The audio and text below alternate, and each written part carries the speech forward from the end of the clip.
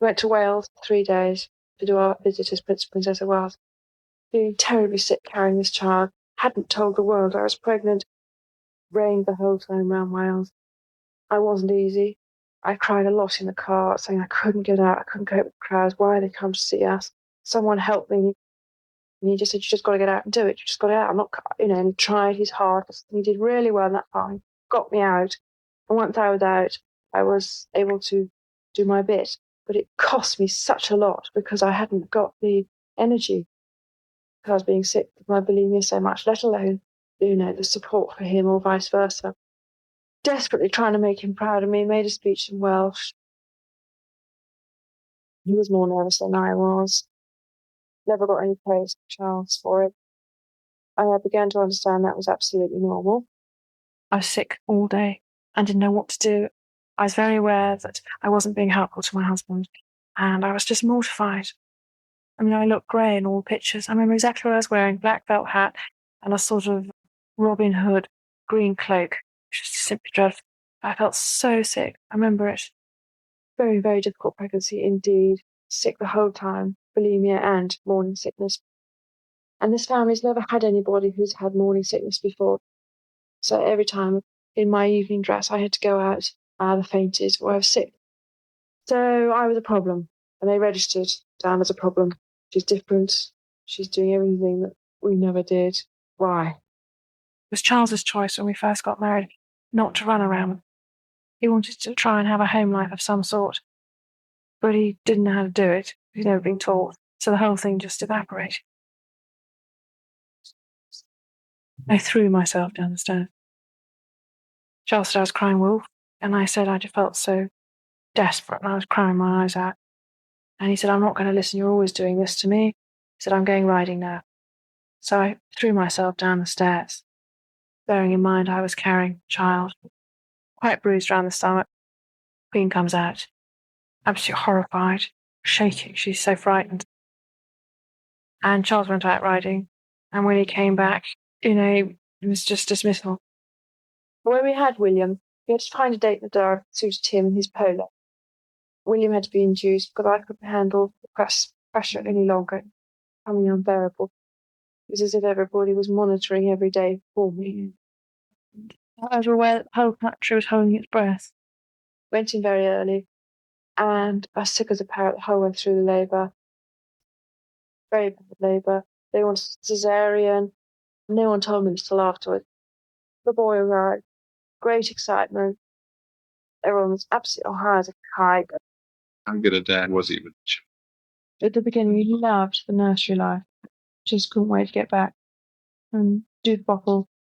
Came home, and then postnatal depression hit me hard. And it wasn't so much the baby that had produced it. It was the baby that triggered off all else that was going on in my mind. If Charles didn't come home when he said he was coming home, I something dreadful to him. Tears, panic, all the rest of it. He didn't see the panic. I would just sit there quietly. Boy, was I troubled. William's christening was desperate because I literally had just given birth. He was only 6 weeks old, and it was all decided around me. Hence the ghastly pictures of somebody who was so, my bulimia, everything was out of control. Yeah, everything. I was treated like nobody else's business on the 4th of August. Nobody asked me when it was suitable for William. 11 o'clock couldn't have been worse. Then there's pictures of the Queen Mother, Charles, and William. I wasn't very well, and I just blubbed my eyes out. Yeah. Well, he sensed that I wasn't exactly hunky-dory. 1 minute I was nobody, and the next minute I was Princess of Wales, mother, media toy, member of his family, you name it. And it was just too much for one person at that time. And this was just something to be believed. And, my husband had never seen crowds like it, and I sure as hell hadn't.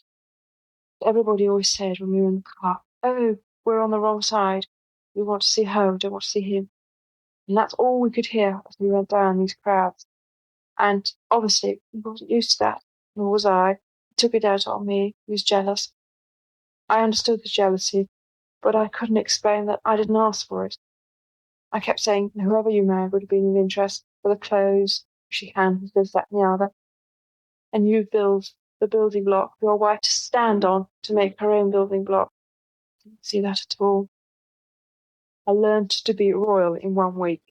I was thrown into deep end, which now I prefer it that way. Nobody ever helped me at all. They'd be there to criticise, never be there to say well done. When we came back from our 6-week tour, I was a different person. I was more grown up, more mature, but not anything like what one was going to go through the process in the next 4 or 5 years. Between William and Harry being born, it's total darkness. I can't remember much. I blotted it out. Such pain. Are they then people thought? Yes. Did you have any choice over? No. Dr. Mitchell came in every evening at 6 o'clock and I had to explain to him about my conversations with my husband during the day. And there weren't many conversations, it was more tears and anything else. Because on the outside, people were saying I was giving my husband a hard time, I was like a spoiled child. But I knew that I was just needed rest and patience and time to adapt to all the roles required of me overnight. By then, there was immense jealousy because every single day I was on the front of the newspaper. Anyway, Harry appeared by miracle. Charles and I, we were very, very close to each other the 6 weeks before Harry was born. Closest we've ever been and ever will have been. And then suddenly, as Harry was born, it just went bang. Our marriage. Oh, thought down the drain. I knew Harry was going to be a boy, as I saw in the scan. And Charles, all he wanted was a girl. He wanted 2 children, and he wanted a girl. I knew Harry was a boy, and I didn't tell him. Chose the name. I did. I chose William and Harry. Charles did the rest. Because he wanted Albert and Arthur, and I said no. Too old. No, thank you. Harry arrived. Harry was a boy. First comment was, oh God, it's a boy. Something inside me closed off, and by then I knew he'd gone back to his lady. But somehow we managed to have Harry. And Harry's complete joy, and he's actually closer to his father than perhaps William. I was basically bribed to do that. First of all, American Network was going to do it for Operation Random. They were going to raise some amount of money. And I said I didn't want to do it. And Charles said, okay, I'll do it. They came back and said, no, we want both of you, or we don't want any of you. So I said no. So they dropped Charles. And then ITN picked it up and said, if your wife does it with you, we will pay you such and such amount. So there was the bribe. Charities trusts. Any wise heads during the whole thing that will help? I think a lot of people tried. They saw that something was going wrong, but nobody actually, I never lent on anyone. None of my family knew about this at all. After 5 years of being married, my sister Jane came up to see me, and I had a V-neck on. She said, Dutch, what's that marking on your chest? And I said, oh, it's nothing. She said, what is it?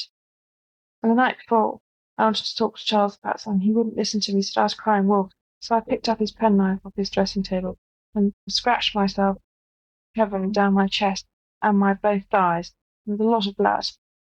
And it hadn't made any reaction whatsoever to him.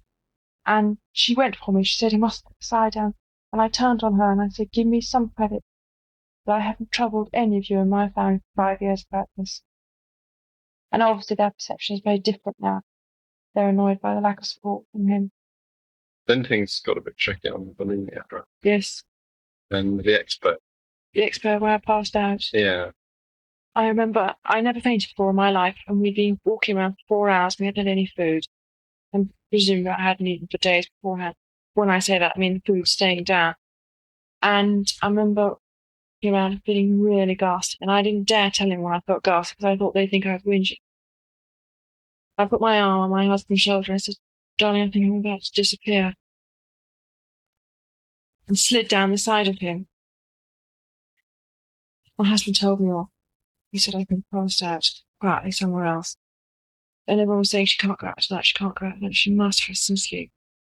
Charles said she must go out tonight, otherwise there's going to be a sense of terrific drama. They're going to think there's something really awful wrong with her. Inside me, I knew there was something wrong with me, but it was too immature to voice it.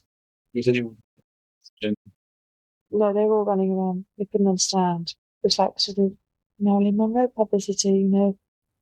She only had to click a heel and the whole world was at her feet. It was very odd. I'm never comfortable in it. I was absolutely mesmerised by the whole thing. Believe it.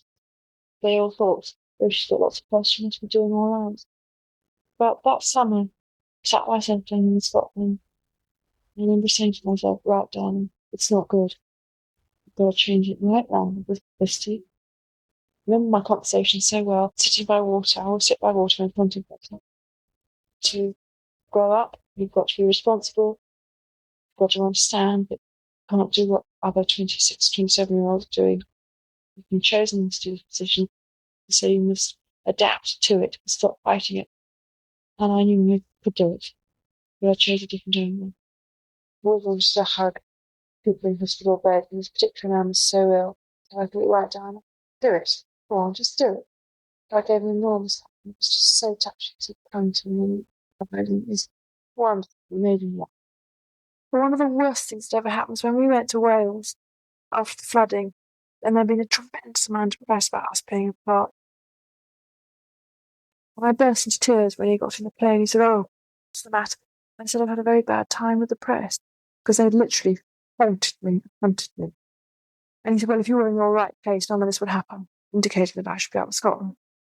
It was a real cry for help. I wasn't just blubbing because I'd just turned the taps on. It was just desperation. I think the bulimia, actually, I suddenly realised what I was going to lose if I let go. And was it worth it? So that's how I got involved with the trick called Dr. Lipsage. Walked in and said, how many times have you tried to do yourself in? Well, I don't believe this question. So I had myself say 4 times. I asked all these questions and I was able to be completely honest.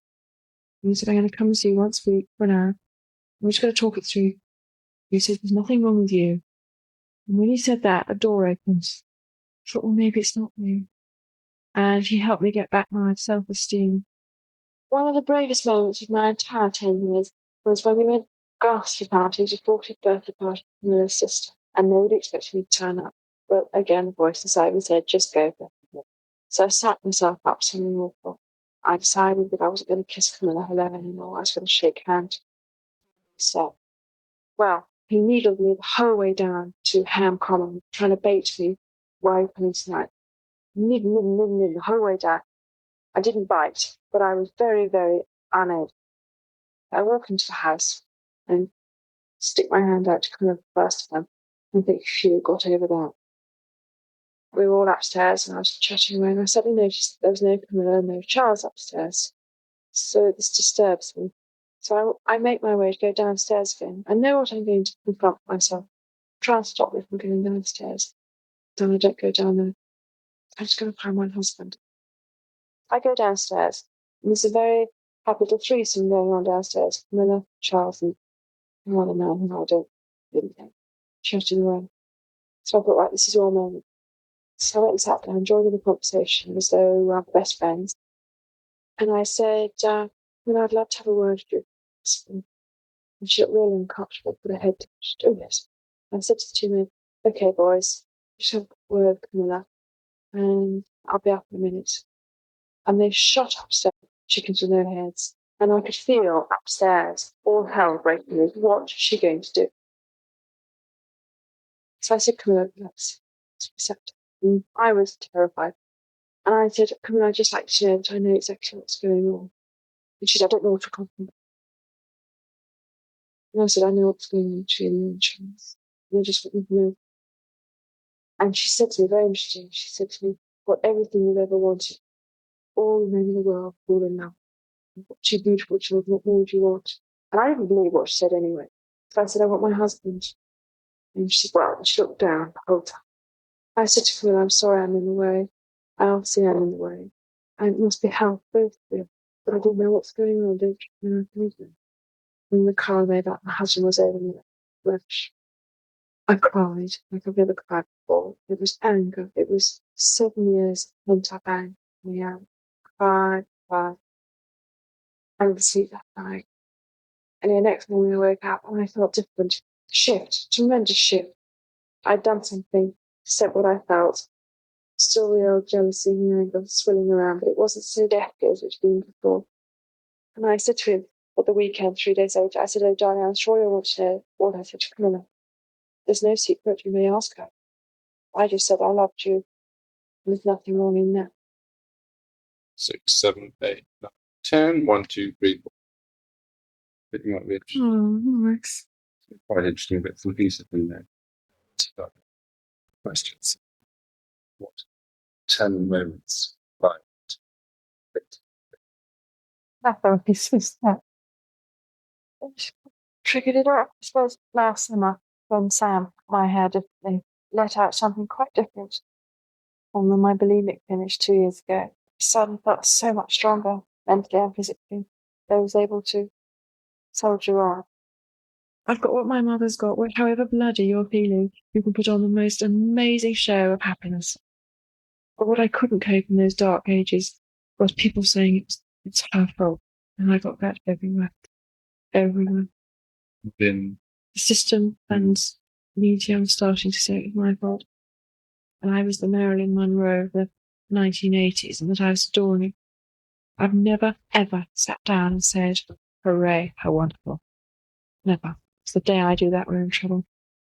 I am performing a duty as the Princess of Wales, and my time is allocated. And if I go anywhere else, I go somewhere else. If life changes, it changes. But at least when I finish if I see it, my 12 or 15 years as Princess of Wales, I don't see it any longer, funny enough. I know I turned my light up and I did my best. And you always knew I'd want to be next free that way. And no one said that to me, I just knew it. If I was able to write my own script, I would say that I would hope my husband would go off with his lady and sort that out and leave me and the children to carry the Wales name through to the time when William ascends the throne. And I'd be behind him all the way. And I can do this job so much better on my own. I don't feel trapped. I see myself one day living abroad. And you once said to me last week, you said to me, "You're going to marry someone who's got a lot of foreign blood in them." It was always interesting. Yep. I have been positive about it for some time. And obviously there's endless question marks. I know one day, I play the game of life, I will be able to have those things which I've always pined for. And they'll be that much more special because I'll be that much more older and be able to appreciate them that much more. The public side was very different, obviously, from the private side. The public side, they wanted a fairy princess, touched them and everything would turn into gold, and all their worries would be forgotten. Little did they realise that the individual was crucifying himself inside. She knew she was going up, and why me? Why all this publicity? And when I first arrived on the scene, I was with my head down. Now, from that point of view, I interpret it, yes, it did look sulky. Just so frightened of the attention I was getting. Head down. But I can remember that I didn't want to do anything on my own. I was too frightened. I mean, the thought of me doing anything on my own sent tremors. So I stuck with whatever Charles did, and it included a wife. I went with him all the way, wherever. I was just so desperate. I knew what was wrong with me, but nobody else around me understood me. I needed rest and to be looked after inside my house, and for people to understand the torment and the anguish going on in my head. Because I had a smile on my face and everybody thought something wonderful. What they chose to think, what they're happy thinking that. It didn't get easier. I just got used to what people required from the Princess of Wales. Diana thought wasn't going to come into it yet. History fascinated me, but I never anticipated I'd end up in the system, history? in the books. Would you it now, or would you? Altering it for him, but in a subtle way. People aren't aware of it. I am. Through William learning what I do, and his father to a certain extent, he has got an insight of what's coming his way. It's not hidden upstairs with governors. To not bow down to pressure, not let all this chat disturb me. It took me 6 years to get comfortable in this skin. Now, ready to go forward. I hug my children to death. I get in bed with them at night and hug them, and I always say, "Who loves you most in the whole wide world?" And they always say, "Mommy," you know. And it's always that. Always feed them. It's so important. Did you have any expectations looking forwards? I had so many dreams as a young girl. Hopes that my husband would look after me, would be like a father figure. He'd support me, encourage me, say well done, but say no, it wasn't good enough. I knew somehow I had to keep myself very tidy for whatever was coming my way. I was always different. I had always this thing inside me that I was going somewhere different. I didn't know why. Couldn't even talk about it. Do you remember? It was gradual. Wasn't anything dramatic. One blink and it would have been obvious.